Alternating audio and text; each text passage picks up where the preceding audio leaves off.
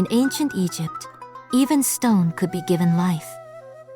The craftsmen shaped the image, eyes still closed, mouth still sealed, waiting for the first breath, waiting for the sacred moment when form becomes presence. The opening of the mouth, Wepet-er, was a ceremony thought to be as old as the Old Kingdom, and it passed unchanged for 2,000 years. Its purpose was simple yet divine, to restore what death or silence had taken: sight, hearing, breath, and voice. The rite was performed for the statues of gods and for the dead, upon the mummy or upon a statue made in their likeness, so that both human and divine could breathe again. At first in royal tombs, the rite awakened kings to rule among the gods.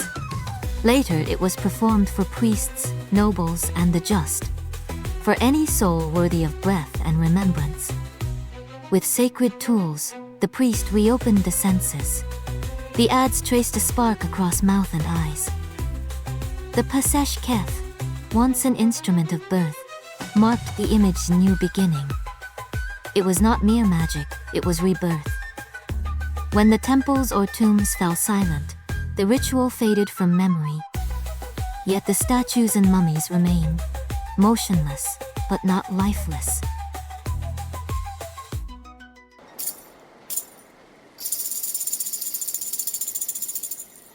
In ancient Egypt, magic wasn't just words, it was matter.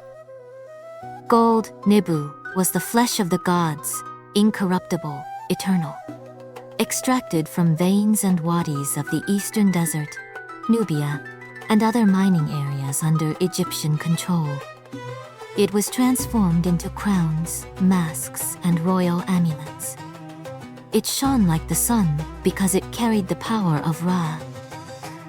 Lapis lazuli brought the sky with it. With no evidence of mines in Egypt, it is believed that lapis lazuli came from distant lands, such as the mountains of Afghanistan, making it even more valuable than gold itself. It was used in divine eyes, pectorals, and protective jewelry, a deep blue that evoked vision, royalty, and eternity. Turquoise, mephakit, was renewed life. It was extracted in Sinai, in the mountains of the goddess Hathor. It was used to make bracelets, scarabs, and sacred ornaments. It was the color of water and rebirth, the light of the oasis transformed into a gem. In the hands of the artisans, these materials were not just wealth. They were heke, living magic worked to protect, guide, and immortalize. Because in ancient Egypt, everything created had a soul, even the stone.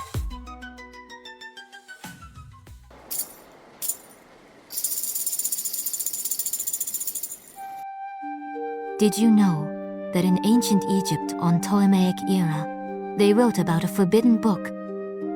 A book said to be written by Thoth himself.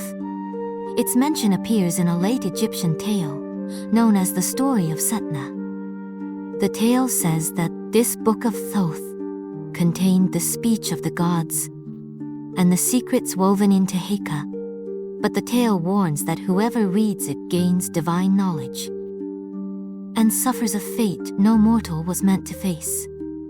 The story continues in a second text. Setna and his son say Osiris. There, we learn that only those of divine destiny can approach such power. No copy of the Book of Thoth has ever been discovered, yet the ancient tale endures. A legend from ancient Egypt, where knowledge and magic walk side by side.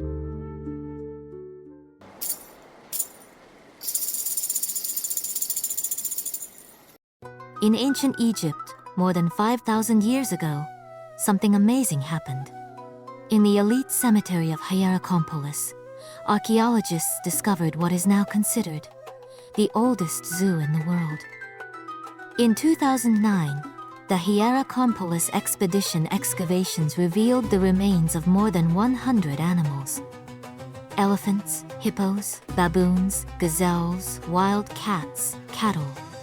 These were not food scraps. They were whole animals, carefully buried alongside high-ranking human tombs. Many bones showed healed fractures, indicating that these animals had lived in captivity for a time. Some even displayed wounds from capture, but also showed signs of care during their recovery. Archaeologists believe these animals formed an elite collection, wild creatures kept by pre-dynastic rulers, not a zoo like modern ones, but a symbol of power, prestige, and control over nature.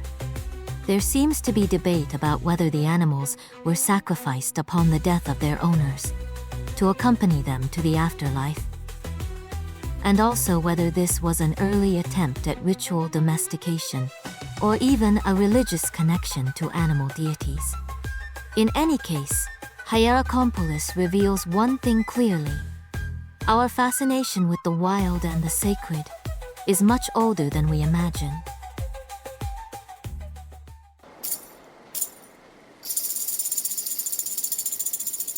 In ancient Egypt, Egyptian blue was far more than a simple color, and it's the earliest documented synthetic pigment in human history.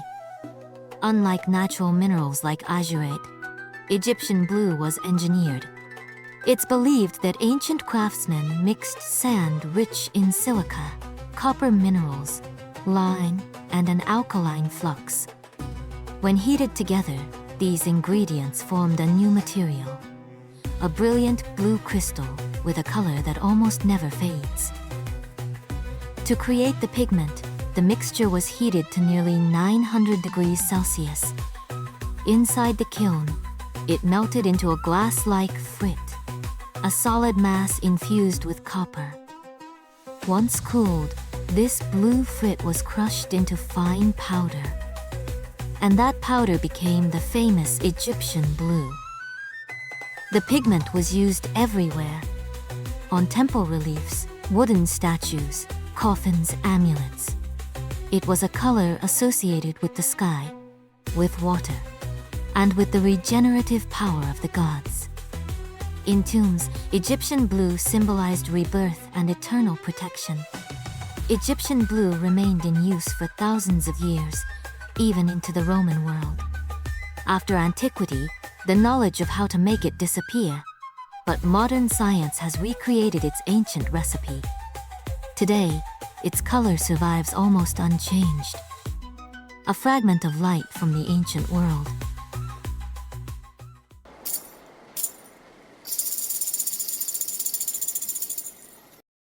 In ancient Egypt, Heka was matter, brightness, color, and that which awakened meaning.